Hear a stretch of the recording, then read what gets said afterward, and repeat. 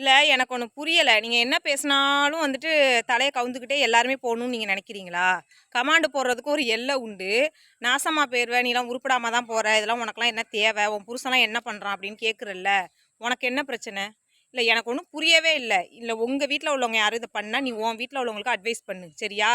நான் நாசமா போனா உனக்கு என்ன வருத்தம்? நாசமா போகாட்டி இருந்தா உனக்கு என்ன வருத்தம்? என் அம்மாவோ, என் கூட பொறந்தவங்களோ, என் வீட்டுக்காரோ சொல்லட்டும். சரியா? அவங்க பேச்சு கேட்காம நான் யூடியூப் சேனல் நடத்துறேன் அப்படின்னா, என் வீட்ல உள்ளவங்க சொல்லட்டும். நான் அத தைரியமா கேட்பேன்.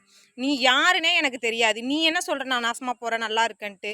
நான் என்னவா இருந்தா உனக்கு என்ன? எப்படி போனா உனக்கு என்ன? உனக்கு என்ன வருத்தம்? அத ஃபர்ஸ்ட்டு தான் நான் கேட்குறேன். எல்லா கமெண்ட்டுக்கும் இதே தான் கேள்வி எல்லாருமே கேட்பாங்க. எப்படி போனா உங்களுக்கு என்ன பிரச்சனை? ஒரு லேடீஸ் வந்து ஒரு சேனல் வச்சு நடத்தி ஒரு வீடியோ போட்டுட்டா, உடனே உன் புருஷன் என்ன பண்றான்? ஏன் என் வீட்டுக்காரர் என்ன பண்றான்னு உன்ட்ட சொல்லியே ஆகணுமா?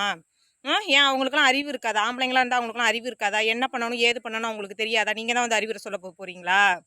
உங்க வேலை என்னமோ அத மட்டும் பாருங்க. உங்க குடும்பம் நல்லா இருக்கா? அத வச்சு சந்தோஷமா இருங்க. சரிங்களா? யார் நாசமா போனாலும் நீங்க ஒண்ணும் வருத்தப்பட வேண்டாம்.